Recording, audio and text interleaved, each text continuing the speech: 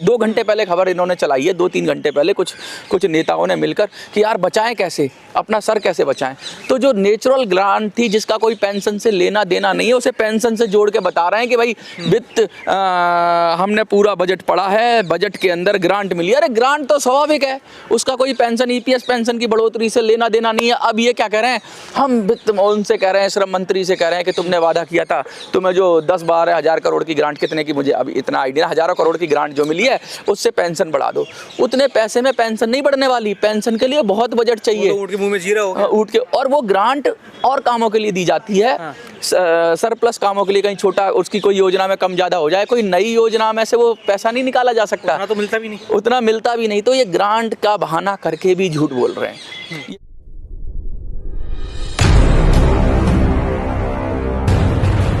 अभी 2 दिन पहले 1 फरवरी को बजट सत्र हुआ और संसद भवन में बजट पेश किया गया। ये बजट उम्मीदों का था, आम आदमी की उम्मीदों का, लेकिन इस बजट ने कहीं ना कहीं आम आदमी की जो उम्मीदें हैं उस पर पानी फेरा। उम्मीदें ये लगाई जा रही थी, कयास ये थे, बड़े बड़े यूट्यूब चैनल हों, चाहे मीडिया जगत के बड़े बड़े लोग हों, सब एक बात के ऊपर ध्यान ज़रूर दे रहे थे कि EPS 95 पेंशन के ऊपर बात रखी जाएगी। जहाँ पर खुद भी हमने सुना था, हालांकि जो न्यूज़ चैनल बड़ी खेल क्या करते हैं, वो लिख देते हैं सूत्र।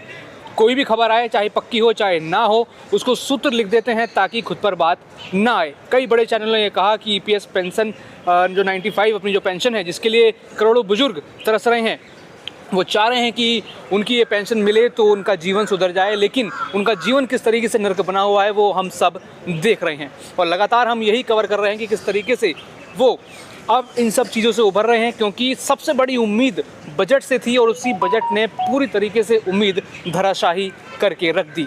जहां पर बड़ी बड़ी हेडलाइन सूत्रों के साथ दी जा रही थी, वो उम्मीदें बांध रही थी, लेकिन उम्मीदें पूरी तरीके से टूट गई। लेकिन इस बजट में ना तो आम आदमी को कुछ मिला, हालांकि जो कहा गया है कि 12 लाख तक की जो इनकम होगी उस पर टैक्स नहीं लगेगा, कुछ लोगों को उससे राहत है। उसके बाद देखा गया कि बड़ी वाहवाही सरकार की गई, लेकिन वो करोड़ बुजुर्ग आखिर वो किसके लिए तालियां बजाएं, वो किस तरफ देखें?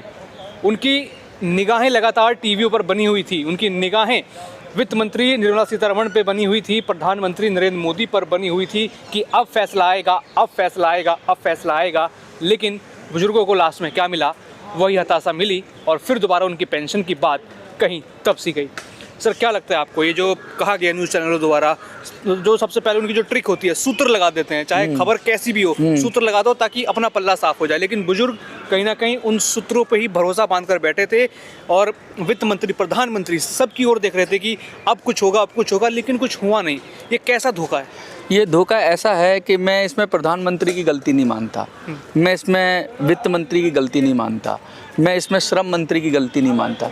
इन सब लोगों ने पब्लिकली कभी कहा ही नहीं कि हम पेंशन बढ़ाएंगे।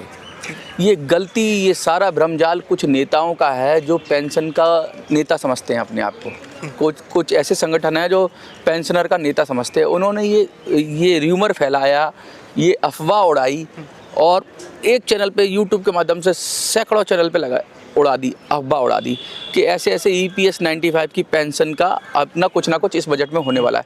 ये क्यों उड़ाई अफवाह? क्योंकि उनसे लोग सवाल पूछने लगे थे कि भाई 10 साल हो गए लड़ते लड़ते, हमने तुमको पैसा दिया, सम्मान दिया, मान दिया, तुमको नेता बनाया, तुम बड़े बड़े नेताओं से जाके मिलते हो, फिर हमारा काम क्यों नहीं होता?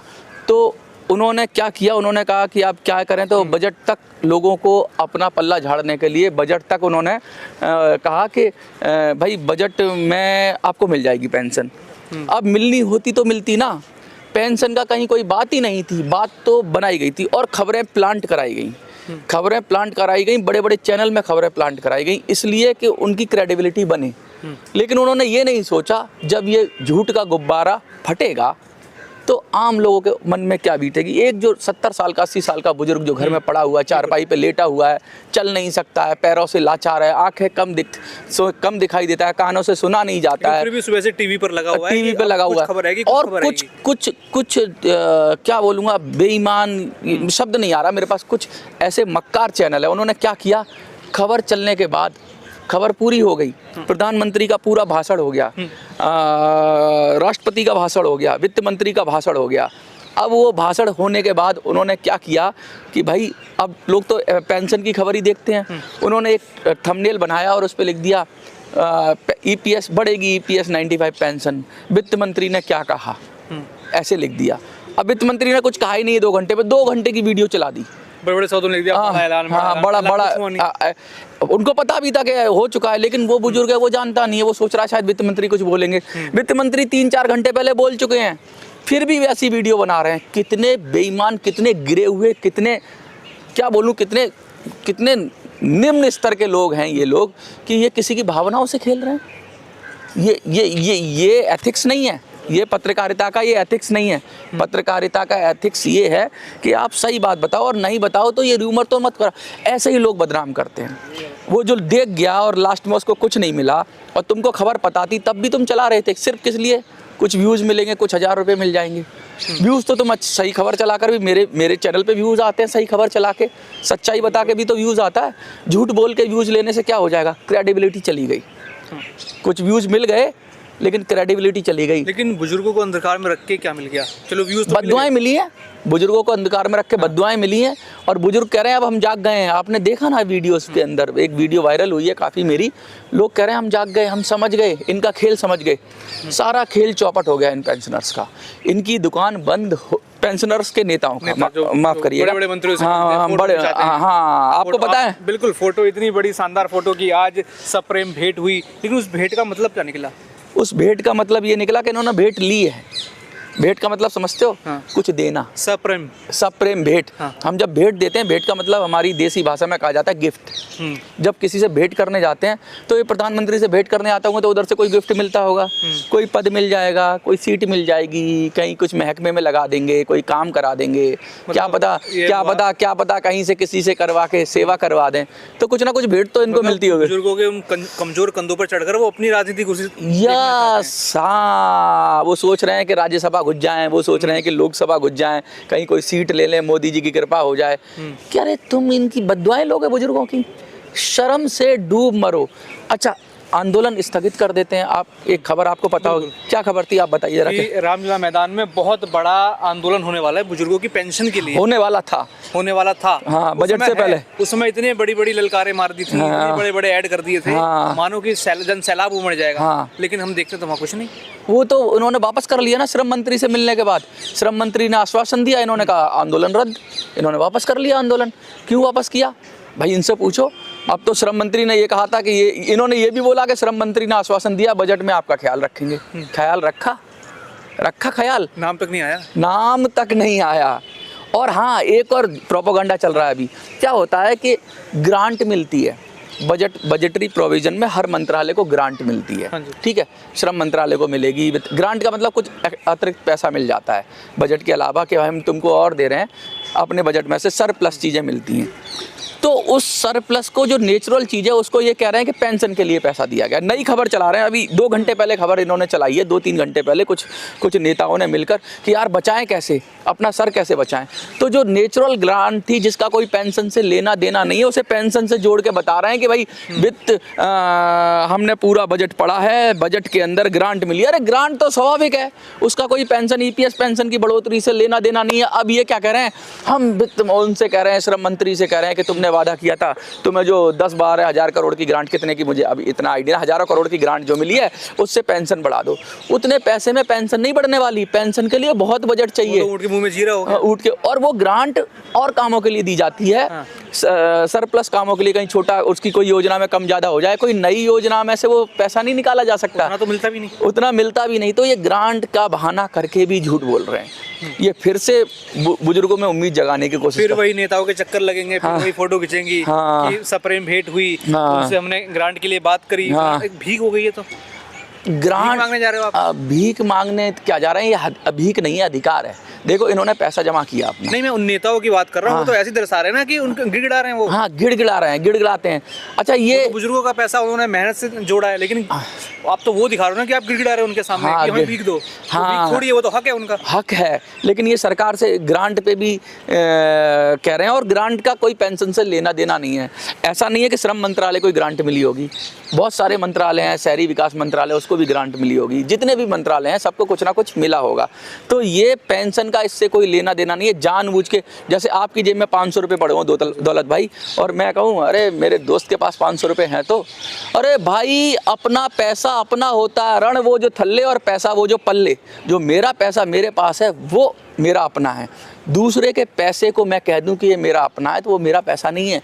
ग्रांट श्रम मंत्रालय कहा कि हम जाग गए, हमने उन अच्छे नेताओं की असलियत देख ली, लेकिन अब बुजुर्ग जाग चुके हैं, लेकिन अब अगला ऑप्शन क्या है? अब अगली लड़ाई कैसे शुरू करनी है? राजनीतिक विकल्प बनना पड़ेगा हमें। राजनीतिक विकल्प का मतलब है ये कोई पार्टी हमें, कांग्रेस बीजेपी आप, कोई पार्टी हमें कुछ देने वाली नहीं है, ये हमें समझना होगा।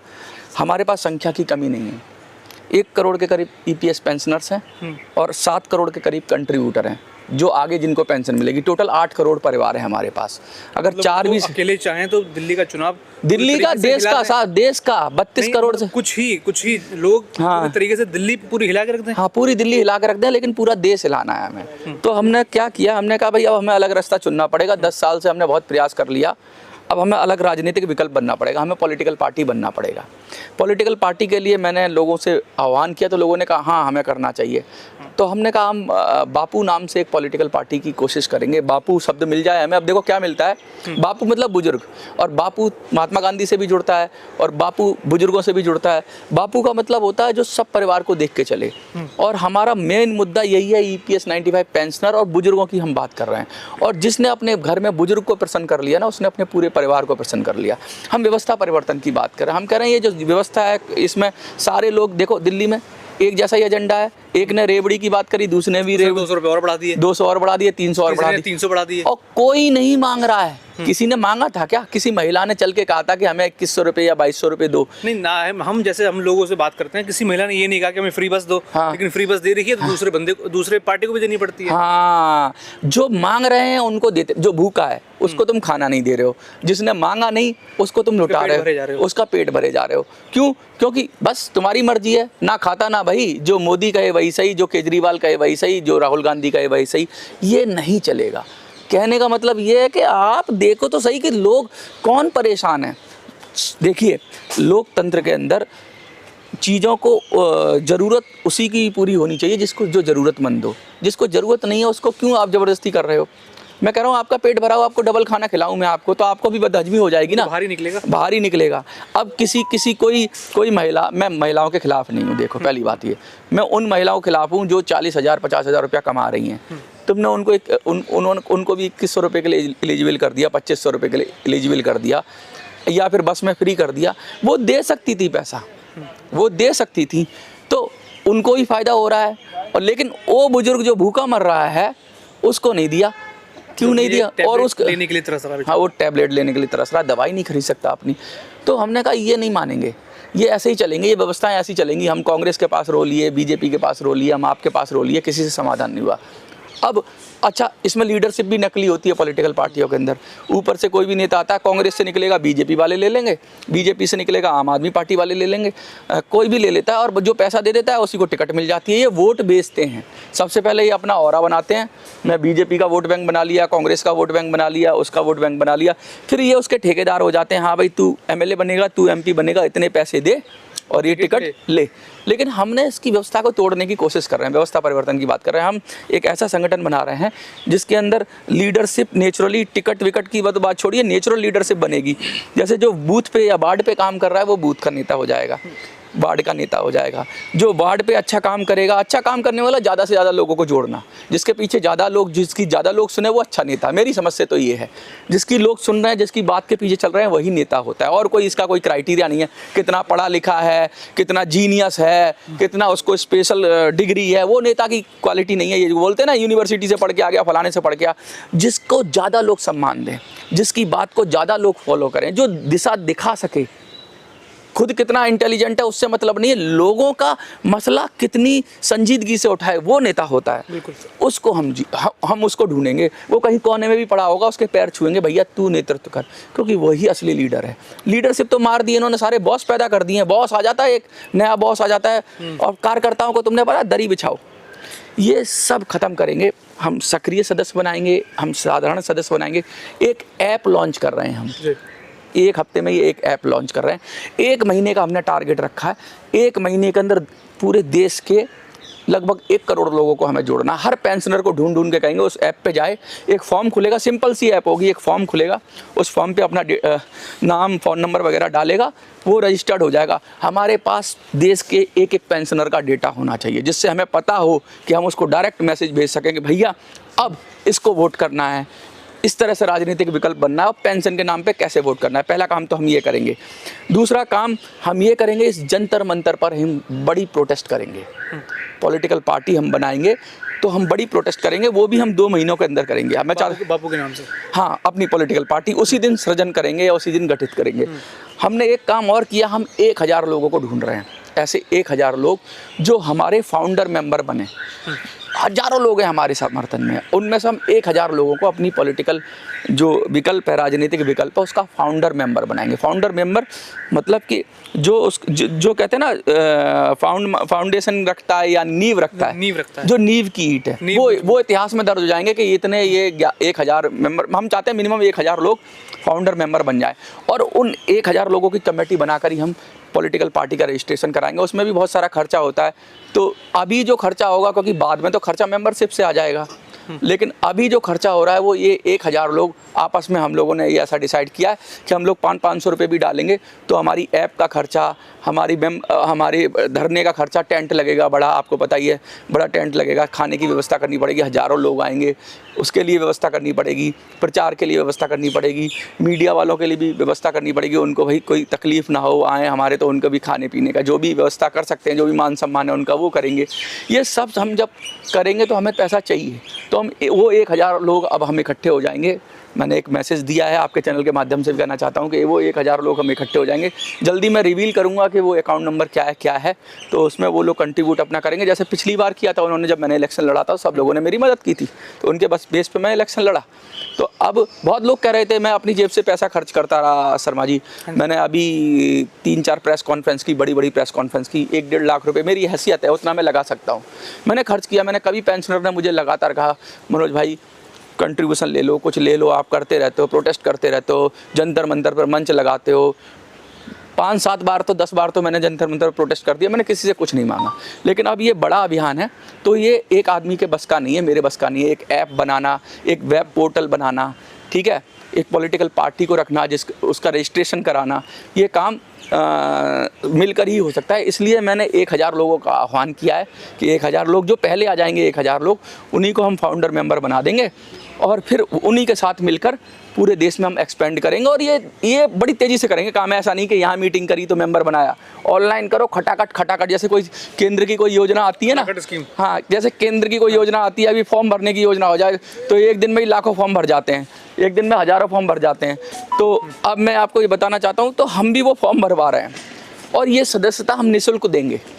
मतलब इसमें कोई भी गरीब आदमी है, कोई कमज़ोर आदमी, ऐसा नहीं पेंशनर ही हो, जो भी हमारा सदस्य बनना चाहेगा, हमारे राजनीतिक विकल्प का व्यवस्था परिवर्तन करना चाहेगा, 26 जनवरी बिल के लिए जो समर्थन आता है, बहुत सारे हम कहते हैं बातें कैसे व्यवस्था बदलेगी, उन सब पे जो बात करना चाहता है वो हमारे से जुड़ेगा। और जुड़ने के बाद हम उसको बराबर इस ऐप के माध्यम से उसको हमारे प्रोग्राम पता रहेंगे, इस ऐप के माध्यम से वो अपनी राय भी व्यक्त कर सकता है, इस ऐप के माध्यम से उसको लोकल लीडरशिप भी पता चलेगी कि मेरे ज़िले का, मेरे मोहल्ले का नेता कौन है। जो छोटे मोटे काम तो हमारी लोकल लीडरशिप ही निपटा देगी। जैसे EPFO में किसी का नाम नहीं चेंज हो रहा, कोई किसी अधिकारी किसी को परेशान कर रहा है, तो हमारी लोकल लीडरशिप ही उस मामलों को देखेगी। तो हम एक लीडरशिप देना चाहते हैं। हम लगातार, मैं बताऊँ आपको, हम लगातार सेनापति की तलाश करते रहे। सेनापति का मतलब हम कहते हैं लीडर, लेकिन हमें सेनापति नहीं मिले। वोटर तो बहुत मिला, हमारे पेंशनर बहुत सारे थे, लेकिन उनमें से सेनापति नहीं मिल पाए। क्यों? क्योंकि पेंशनर के संगठन पे कुछ लोगों ने कब्जा कर रखा था, उनको झूठे ख्वाब दिखा रखे थे। लेकिन अब वो सब इस तरफ देख रहे हैं कि नया विकल्प क्या है, तो अब नया विकल्प देना होगा, पेंशन के आंदोलन को नया रूप देना होगा। 10 साल से जो चल रहा था उस आंदोलन की दिशा को पश्चिम से पूरब की तरफ करना होगा। और पूरब में ही सवेरा होता है, पूरब में ही सूरज उगता है, और पूरब की तरफ चलेंगे तो पहुंच ही जाएंगे ना, सवेरा मिल ही जाएगा ना। अंधेरे से प्रकाश की ओर चलना है, ये योजना है। इस योजना का उद्देश्य पूरा देखा जाए, जो बुजुर्ग अभी अंधेरे में हैं, हाँ, उनको पेंशन के प्रकाश में लाना है। हाँ, अभी तक बुजुर्ग सोए हुए थे, हजारों लोगों ने कमेंट करके लगा कि मैं जाग गया हूँ। सच में उन्होंने एक्सेप्ट किया। देखो, ये बहुत बड़ी बात होती है, लोग अपनी गलती नहीं मानते हैं। मैं बुजुर्गों की गलती नहीं कर रहा हूँ, वो अंधेरे में थे।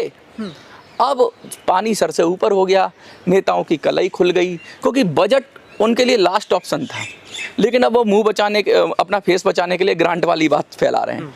आपसे मैं कहूँगा कि आप अध्ययन करें ग्रांट का, ग्रांट कैसे होती है, क्या सिर्फ वित्त मंत्रालय को मिली है, क्या ग्रांट में कोई प्रोविजन है कि इससे पेंशन बढ़ाई जाए।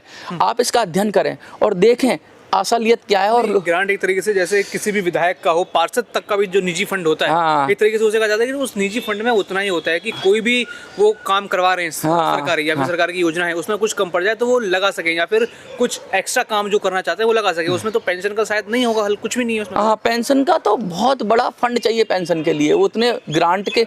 और फिर वो पूरी ग्रांट क्यों ही देगा श्रम मंत्रालय के अंदर EPF वही थोड़ी ना, श्रम मंत्रालय के अंदर बहुत सारे योजनाएं चलती हैं। श्रम यानी मजदूरों के लिए, श्रमिकों के लिए श्रम मंत्रालय, मतलब इतना बड़ा मंत्रालय है भाई। वो सिर्फ तुम प्यारे पेंशनर्स के लिए थोड़ी ना है, वो 50 चीज़ों के लिए ग्रांट मिला है उसको। ये झूठ फैला रहे हैं, तो आपका और हमारी जिम्मेवारी है दौलत भाई। नेताओं का हर्ष क्या होगा? खत्म हो गए ये। मैंने कहा बहिष्कार कर दो, जहाँ जाए भगा दो, कहीं मीटिंग करने जाए भगा दो, इनको काले झंडे दिखाओ, इनसे सवाल पूछो। और लोग पूछने लगे, लिटरली लोग पूछने लगे। जो बुजुर्ग कभी बोलता नहीं था, जो इन्हें भगवान मानता था, आज उसकी आंखों पर से पर्दा हट गया है और उसकी आंखों से पट्टी उतर गई है और वो सीधा सीधा। और मैं मजे की बात बताऊं, बहुत सारे चैनलों ने इस बात को उठाया, मैंने ही नहीं, आप जैसे चैनल UIP न्यूज़ ने उठाया, आपने उठाया, कई चैनल अब आके खुल के सामने आ गए जो सच्चे चैनल थे। मैं अभी भी बहुत सारे चैनलों से अपील करता हूं कि कम से कम सच दिखाइए आप, इन बुजुर्गों की आवाज़। हेडलाइन के ऊपर ना खेलें। हाँ, आप लिखो हेडलाइन, लेकिन सच तो दिखाओ, झूठी खबर मत दिखाओ, किसी की भावनाओं से मत खेलो। तुम्हारे घर में भी तो बुजुर्ग होंगे, तुम्हारे भी तो माँ बाप होंगे, अपने माँ बाप को समझ लो। तुम्हारे माँ बाप को गाली पड़ेगी कि कैसी औलाद है, तुम अपने माँ बाप को गाली दिलवाना चाहते हो, हैं? बुजुर्गों की गाली मत खाओ, मुंह काला हो जाएगा। मतलब मुंह काला होने का मतलब है कि समाज में दिखाने लायक रहोगे। समाप्त हो तो अरे सही चलाओ, खबर वैसे भी चलेगी। अगर EPS 95 के नाम से आप कोई पॉजिटिव खबर बनाओगे जिसमें कुछ सच्चाई है तो चलेगी, बहुत सारे चैनल। लेकिन झूठी खबर बनाओ, क्यों बना रहे हो? क्योंकि बुजुर्ग तैयार हैं आपको समर्थन देने के लिए, आपका साथ देने के लिए, लेकिन सच दिखाओगे तो ही। हाँ, अब बुजुर्ग तो समझ ही नहीं पाता ना, जब तक वो पूरी खबर देख लेता, उसको वो स्वीप करना नहीं आता, चैनल बदलना नहीं आता, वो अपने बेटे से कहता है बेटा जरा लगा देना, वो आ रहा है UIP न्यूज़ आ रहा है, जरा लगा देना बेटा, दौलत शर्मा जी को देखना है बेटा, लगा देना मनोज स्वराजी आ रहा है, और वो लगा है बेटा, ऐड आ रहा है, ऐड भी पूरा देखता है। मजे की बात ये है कि वो पूरा देखता है, जब वो पूरा देखता है, वो पूरा समर्पण कर रहा है, उसके साथ चीटिंग मत करो यार। जब वो पूरा तुम्हारा वीडियो देख रहा है, 8 मिनट 10 मिनट 20 मिनट, मेरे तो 40-40 मिनट के वीडियो पूरे बैठ के देखते हैं, इतना समर्पित भाव से देख रहा है वो वीडियो, फिर तुम उसके साथ चीटिंग कर रहे हो। लोगों ने क्या करा, मोदी की पूरी स्पीच उठा ली और वीडियो में लगा दी और कह दिया कि EPS मोदी ने किया ऐलान। अब भाई ये बताओ, तुमको तो पता है कि मोदी ने कोई ऐलान नहीं किया, उसमें दूर दूर तक चर्चा नहीं, तो कोई चर्चा नहीं है, वो पूरा वीडियो डाल दिया। ये क्या है? ये बदतमीजी है, ये बेगैरती है, ये गद्दारी है उन बुजुर्गों के साथ, और ऐसे गद्दारों को ऊपर वाला सजा देगा। तुम किसी के साथ खेल नहीं सकते, अगर किसी के साथ खेलोगे तो तुमको वो सज़ा मिलेगी कि तुम्हारी रूह कांप जाएगी। मैं तो यही अपील करता हूँ आपके दर्शकों से, जो भी लोग देख रहे हैं, कि अब जाग जाओ और 1000 लोग खड़े हो जाओ। मैंने कहा है, बहुत सारे लोगों ने यस कहा है, अभी ही वीडियो डालिए, इस वाली चैनल पे भी वीडियो आएगी। मैं ये कहना चाहता हूँ कि आप लोग खड़े हो जाओ, संपर्क कर लो, सबके पास मेरा नंबर है, ज़्यादातर पेंशनर्स के पास, हज़ारों लाखों लोगों के पास मेरा नंबर है।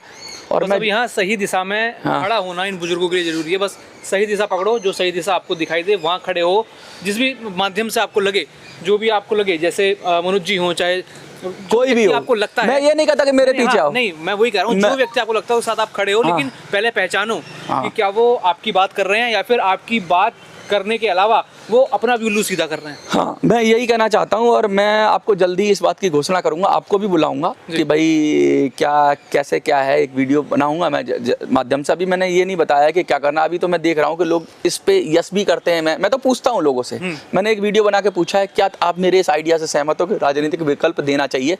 ये डिसीजन नहीं है अभी ये डिसीजन को मैं उनसे अप्रूवल ले रहा हूँ, आप लोगों से अप्रूवल ले रहा हूँ। आपके चैनल पे भी अगर यस लिख दें लोग, बिल्कुल तो समझ लेना है। बिल्कुल, हम भी पूछते हैं कि क्या आपको मनोज स्वराजी जी एक सही ऑप्शन लगते हैं? क्या आपको जो उन्होंने जितने भी आइडियाज़ दिए या जितने भी विकल्प बताए या जिस तरीके से बताया कि कैसे आपकी समस्या आ सकती है, अगर आपको लगता है कि आपको उम्मीद दिखती है कि यहाँ काम होगा, यहाँ आपकी बात बनेगी? इतने सालों से जो आप परेशान हैं, कहीं ना कहीं जो अंधकार है, अंधकार से प्रकाश की ओर आएंगे, अगर लगता है तो हमारे चैनल पर हाँ कमेंट करें और अपना समर्थन जरूर दें, यूआईपी न्यूज़ को भी दें और साथ ही साथ मनोज जी को भी दें। हाँ, आप यस भी लिख सकते हो, क्योंकि बहुत सारे लोग साउथ से देखेंगे। मैं बता दूं आपको, वो लोग भी जिनको हिंदी नहीं आती ना, वो भी देखते हैं, और वो अक्सर मुझसे कहते हैं अंग्रेजी में वीडियो बनाओ। कुछ वीडियो बनाए हैं मैंने, लेकिन अभी क्योंकि बहुत ज़्यादा मेरे पास इतना समय नहीं होता कि एक और उतनी भाषा पे पकड़ भी होनी चाहिए, लेकिन फिर भी मैं करता हूँ वीडियो, कोशिश करता हूँ। लेकिन मैं उनसे भी कहना चाहता हूँ जो दक्षिण भारत के लोग हैं, आप यस लिख सकते हैं, आप बोल सकते हैं कि बिल्कुल आप यस भी लिख सकते हैं, आप चाहे कोई भी साइन दे सकते हैं, थंब का साइन दे सकते हैं, हाँ। कोई स्माइल का साइन दे सकते हैं, वो भी कहीं ना कहीं एक अप्रूवल होगा कि आप हमारे साथ हैं।